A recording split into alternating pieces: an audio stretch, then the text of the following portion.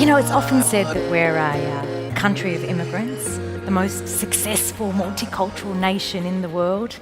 And with around 1/3 of Australians being born overseas, we really couldn't argue with that, could we? But you know, debates on immigration aren't new to this country. In fact, the discourse on immigration, and indeed the discursive construction of immigrants, has been and continues to be a defining feature of our media, political and public discourse. As much a staple of political debates as it is the source of friction at those awkward family dinners. Sometimes there's not much difference between a political debate and an awkward family dinner. And just as immigration is part of our national identity, so too, I would argue, is the debate about the size and nature of that immigration. And so it has ever been. Today, we find ourselves in a turbulent and rapidly changing world. The world seems smaller. People move faster and with ease to and from countries. We're experiencing the biggest displacement of people since World War II. And in 2017, there were 258 million people living outside their country of birth. That's around 3.4% of the global population. These trends are bound to direct attention to the rates of immigration, and indeed they have, inviting scrutiny and, for some people, the same expressions of anxiety that have persisted in this country for 2 centuries. At the end of the 19th century, immigrants to Australia also found themselves in a turbulent and rapidly changing world. As new immigrants in a vast, often perplexing and underpopulated continent, they were increasingly aware that they lived in a crowded and predominantly Asian neighbourhood. We're in Asia. Since the 1800s, cultural anxiety about immigration and immigrants has been described variably in terms of a peril, a menace, an evil, a wave, a tide or influx poised to invade, inundate, swamp or flood Australia and annihilate, oppress, obliterate or penetrate the invisible rabbit-proof fences of racial and cultural homogeneity, the myth of a white Australia. And recently, some political figures have called for a halt to immigration. And I won't get into those fringe politics, we all know who they are, of those who call for an end to immigration from certain countries, but I will continue on the premise of Australia's long-standing bipartisan commitment to a non-discriminatory immigration policy. Some have suggested that we need to curb immigration because we have experienced a 1.7% growth in our population between 2016 and 2017. But according to the World Bank, that places us 86th on the highest list of growing populations in the world. But it would be wrong to continue the discussion without considering this one salient point. The discussion about immigration in Australia has never been just about numbers of people coming here. When we have fervent discussions about immigration, invariably those discussions conjure equally fervent debates about housing, water, assimilation, integration, jobs, health, services, traffic, security, terrorism, crime, education, Muslims, Asians, Chinese takeovers.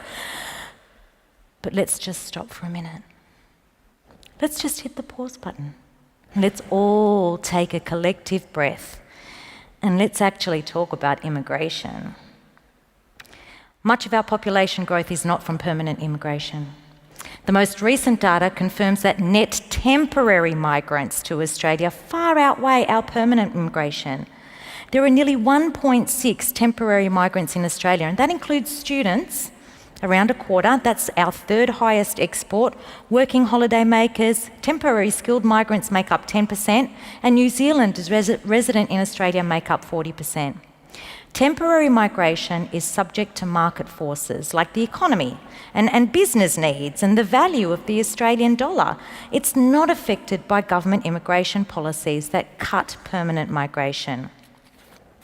Now, my parents were immigrants, as was I. I came to Australia when I was 2. I've tried to imagine what it was like for them, leaving everything they had and everything they knew behind to come to this country so far away.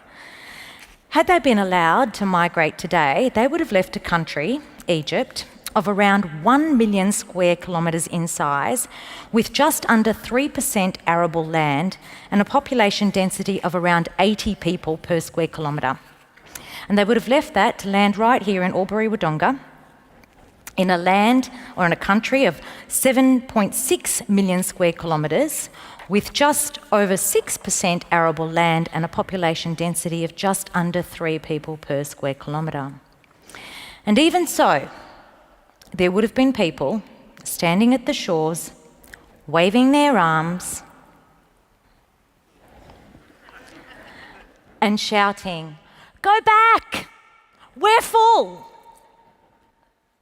Go back, we're full!" But temporary immigration and natural increases account for 80% of population growth and are largely unaffected by cuts to immigration programs. We're full! But the Productivity Commission estimated that GDP per person would be around 7% higher in 2060 if current migration rates were maintained, compared to a zero net overseas migration scenario.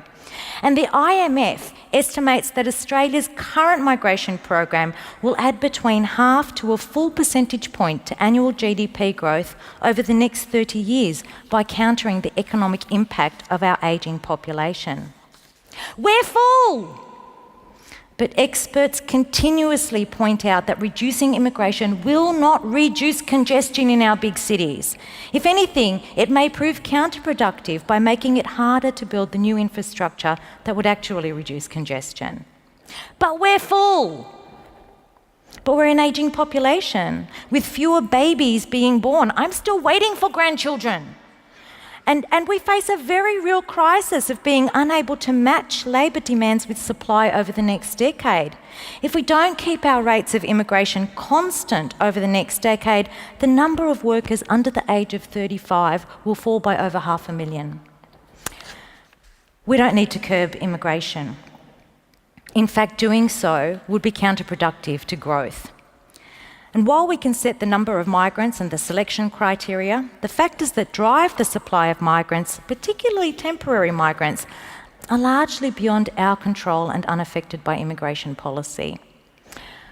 We don't need to curb immigration, but we do need to rethink it. We need to recalibrate how we talk about immigration and, by default, immigrants. We need to address infrastructure and service needs without beating the populist drum that lays the blame for congestion and hospital waiting times and overcrowded schools squarely at the feet of immigrants. We need to discuss the pressures on our cities and the inequities in our population distribution without putting the burden on migrants. And we need to stop thinking about immigration as a celebration of a bit of soy sauce on your sausage roll and the fact that you can grab some kung pao chicken from the Chinese takeaway down the road. And I want to finish by sharing a story, a successful story of Australia's immigration, but I need your help on this one. So I need you to pull out your phones. Yeah, I know they told you to put them away, but I'm the boss for another minute. I need you to pull out your phones and I need you to turn on your camera. And I need you to hold your phones up. Make sure you turn it around on selfie mode. And I need you all to say cheese. Cheese! If you want to know about how immigration has contributed to Australia, take a look at that picture because you are the proof. Thank you.